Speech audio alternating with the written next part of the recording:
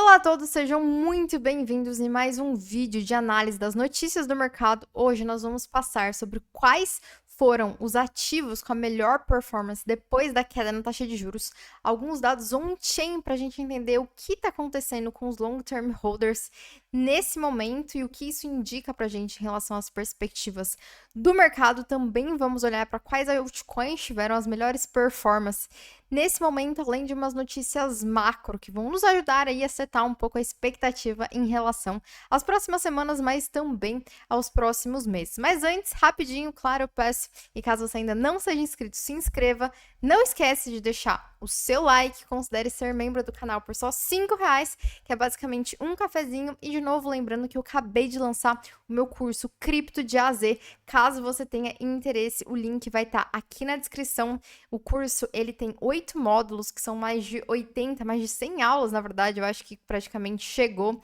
que vai desde o básico, né, desde as questões de configuração de carteira até a parte de análise on-chain, passando por exemplo, métricas, né, como Realized Cap, utilizando o TXO, né, a idade do TXO, então tem alguma análise um pouco mais profunda. Caso você tenha interesse, eu vou deixar o link aqui na descrição do vídeo, tá certo? Mas aqui, sem grandes enrolações, a gente vai começar a falar um pouquinho especificamente sobre quais foram os ativos que tiveram as melhores performances após o corte na taxa de juros que aconteceu na semana passada, tá certo? O mercado estava animado com isso. No dia do corte, especificamente, as coisas ficaram ali um pouco confusas, subiu, depois caiu, a maior parte das coisas fecharam abaixo da abertura do dia, mas nos últimos dias a performance dos ativos deu uma animada, e especificamente na madrugada, né, de ontem para hoje, o Bitcoin quase beijou ali os US$ 65 mil,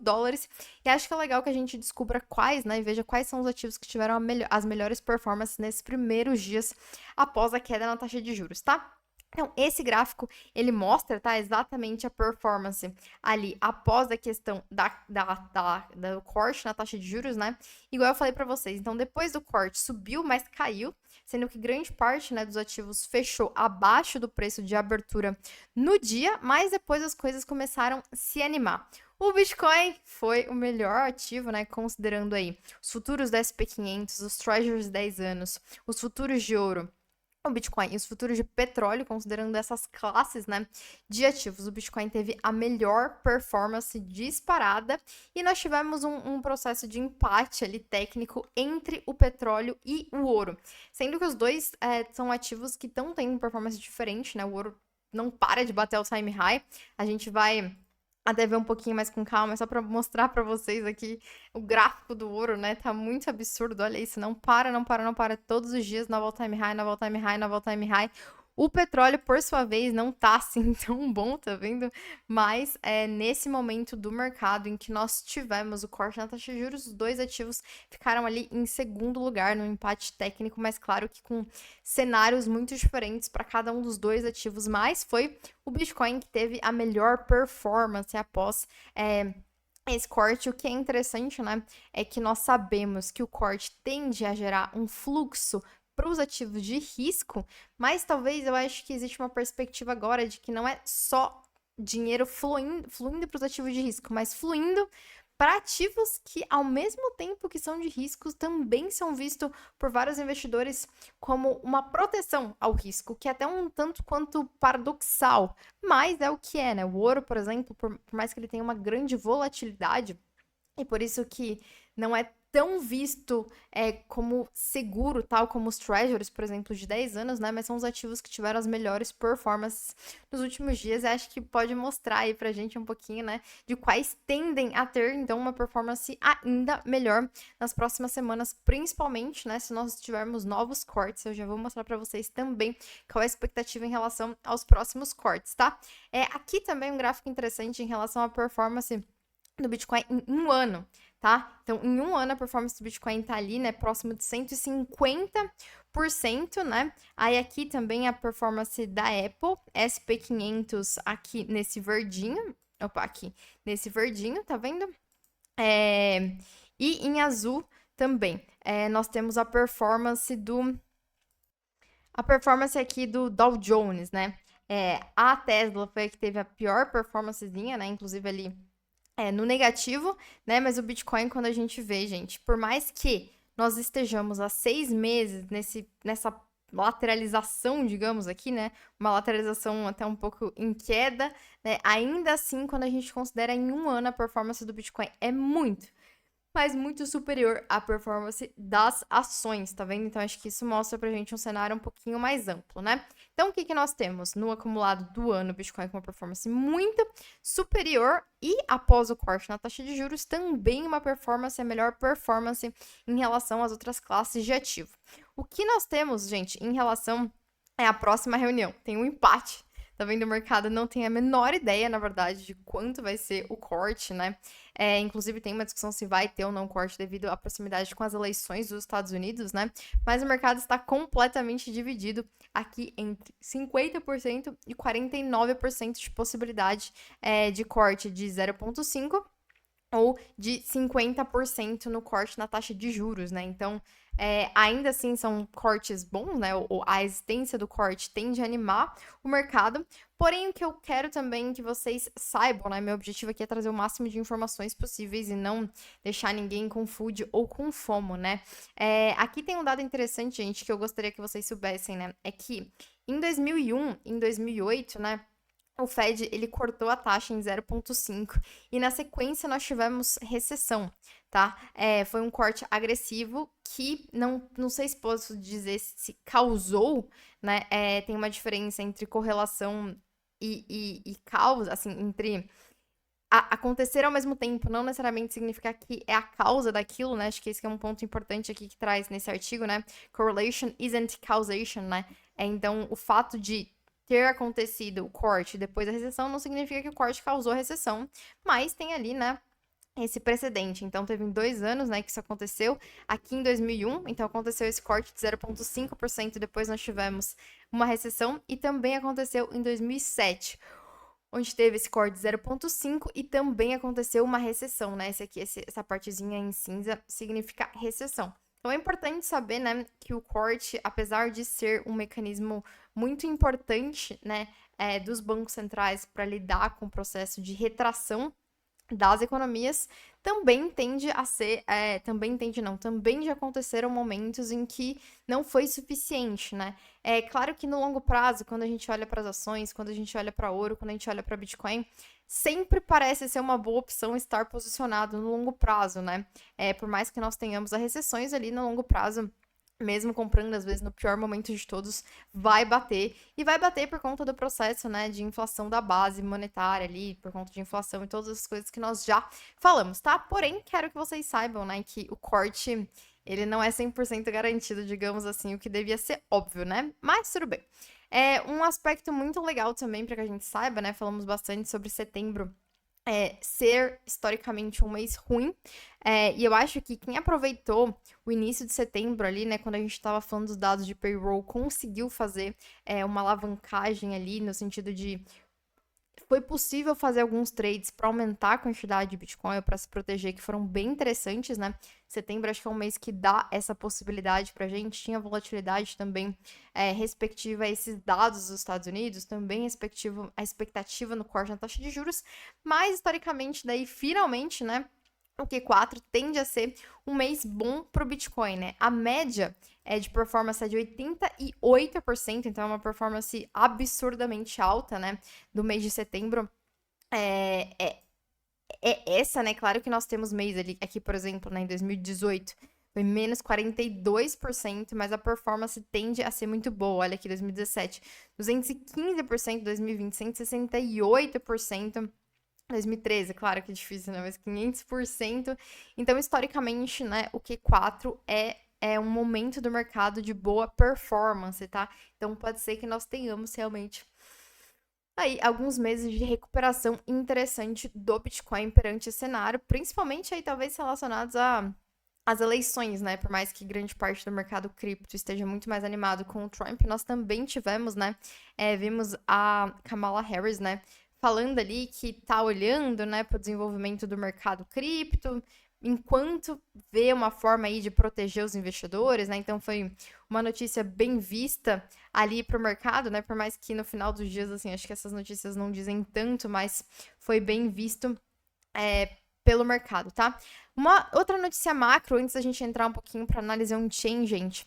Nós tivemos hoje, né, o primeiro banco dos Estados Unidos. Esse banco especificamente, gente, é um banco que tem tido uma longa história, né, de lançamentos importantes, interessantes ali com cripto, né? O BNY, ele publicou, né, que ele teve uma autorização de uma exceção a algumas das regras que são meio difíceis de serem cumpridas do banco para custódia de cripto, né? Então nós tivemos essa notícia que foi vista também pelo mercado como uma notícia boa, porque dá uma flexibilização, digamos, ali para o desenvolvimento do mercado cripto, né? Claro que a gente está falando de um banco, né? E flexibilização para um banco, o que é um pouco talvez redundante até em certo sentido, mas também foi uma notícia vista com bons olhos, né? Porque abriu um precedente ali para uma flexibilização de uma regra que sempre foi vista como muito ruim para o mercado, né? Relacionada à custódia dos bancos em relação a cripto. Então, nós tivemos também essa notícia positiva em relação ao mercado, né? Outras duas, vou fechar aqui as notícias, depois a gente vai para analisar um chain, né?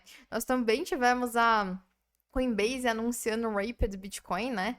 Na Solana, o que acho que é uma inovação bem interessante, né? Visto que Solana tá aí despontando como um dos ecossistemas mais animados de todos, né? Então é um Bitcoin sintético lançado pela Coinbase, né? Então é o CBBTC. Então é um Bitcoin sintético muito focado ali para o desenvolvimento de DeFi, né? Então a gente está vendo a emergência e o nascimento, né? Na verdade, disso que a gente chama de Bitcoin DeFi, onde são criados, né, esses bitcoins sintéticos que lastreiam o preço do Bitcoin para o desenvolvimento de DeFi, né? Então a Circle acabou de. A Circle não, desculpa, a Coinbase acabou de anunciar aí o lançamento, né? Disso no evento do Breakpoint, que a gente acabou de ter depois do evento de Singapura, né? Então aí é uma notícia interessante para o desenvolvimento desse cenário. E essa notícia também acho que é bem interessante, assim, né? Pra gente ver onde cripto tá nesse momento sendo mais desenvolvido, né? Alguns dados da Chainalysis, né? Mostraram que existe uma adoção muito grande acontecendo aí, né? Na Ásia, principalmente ali em Hong Kong, relacionada ao desenvolvimento das soluções cripto, uso de stablecoins, por exemplo, né? Então tem essa insurgência desse mercado acontecendo ali na Ásia, tá certo? Aí o que eu quero mostrar pra vocês, gente, algumas coisas bem importantes. Daí depois a gente vai olhar um pouquinho para as stablecoins também, né? Mas em relação à análise on-chain. Ah, esqueci uma notícia muito importante também, gente. Dia 29, provavelmente a gente vai ter, né, o CZ sendo solto. Né? Então foi um momento, passou ali um tempo preso e dia 29 a expectativa, né, é que ele seja solto da prisão depois de 4 meses ali, depois de todos os acontecimentos que aconteceram relacionados a ele, a Binance, então é um momento, acho que feliz do mercado, né, relacionado à soltura do CZ, então nós também vamos ter isso ali, talvez para fechar e abrir o próximo mês de forma bem animada, tá? Agora sim, quero mostrar para vocês algumas coisas, gente, em relação aos long-term holders. Esse gráfico, pra mim, ele é tão bonito que chega a ser até estranho, né? Mostra uma tendência de acumulação dos long-term holders de forma muito selvagem, então vou explicar pra vocês, né? Basicamente, aqui em verde nós temos os short-term holders, ou seja, investidores de curto prazo, em laranja os long-term holders, investidores de longo prazo. O roxinho aqui é o preço, né? E o que tem acontecido é que os investidores de longo prazo têm acumulado Bitcoin assim de forma muito selvagem desde ali do finalzinho, do começo, na verdade, de agosto, tá vendo? Então eles estão acumulando muito, muito, muito Bitcoin, o que historicamente só acontece de forma mais agressiva, assim, né? Depois que o Bitcoin já atingiu meio que o topo e começa a se preparar para novos rallies, né? Digamos assim, é um comportamento desse. Mas o que é muito curioso, né? É que nesse ciclo aqui, ó, por exemplo, quando a gente pega aqui, né? Então, ó, o Bitcoin atingiu ali o topo. No fundo, a gente tem um processinho aqui, tá vendo? De acumulação dos short-term holders, né? Depois teve uma quedinha aqui, e aí depois, né, quando a gente atinge realmente, quando a gente chega na bull run, é que isso aqui começa, né, a ter esse crescimento mais absurdo. E parece muito próximo do que tá acontecendo agora, tá vendo, ó? Ali, né, o fundo do poço, na verdade, do Bitcoin foi aqui, mas a gente considerar, né, aqui teve essa queda, o processo teve essa nem teve uma queda aqui, né, digamos, mas quando o Bitcoin estava ali próximo de atingir a sua all-time high, esses investidores de curto prazo começaram a acumular, mas assim que o Bitcoin começou a cair, eles começaram a despejar, né? Então, nesse ciclo inteiro, assim, a gente nem teve, na verdade, um pico desses investidores de longo prazo, né? E aqui é bem legal, porque então, a gente tem esse primeiro piquinho aqui, quando teve esse momento aqui, né? E aí depois cai, porque o preço depois esses investidores eles caem, né? A quantidade de Bitcoin que eles estão, e eles só começam realmente a acumular de forma agressiva quando a gente atinge esses movimentos mais parabólicos, né? Então nesse ciclo nós ainda nem tivemos, na verdade, essa entrada de peso desse investidor de varejo, desses investidores de curto prazo, né? E o processo aqui de despejo desses investidores de longo prazo foi super curto, na verdade, né? Porque eles começaram, sei lá, ali em janeiro, na verdade, né? Digamos ali, o processo de despejo, e aí ele aconteceu até mais ou menos maio, né? E aí ficou mais ou menos entre maio e agosto, digamos, meio que sem acontecer muita coisa, e aí eles já voltaram a acumular muito drasticamente, né? Então aqui, por exemplo, né, teve esse processo de acumulação em que teve uma nova performance ali do Bitcoin, mas é uma coisa curiosa aqui que tá acontecendo, na verdade, né? Porque historicamente, esses investidores, eles só começam a acumular depois que o Bitcoin atingiu um topo e como preparação para outro ciclo, né? Mas eles também não conseguiram realizar o processo de despejo de verdade, né? Ó, quando a gente considera aqui, ó, por exemplo, dezembro de 2016, né? E aí, ó, 2017 inteiro, 2017, mais de um ano, tá vendo? Em que eles ficam despejando o Bitcoin no mercado para depois começar a acumular.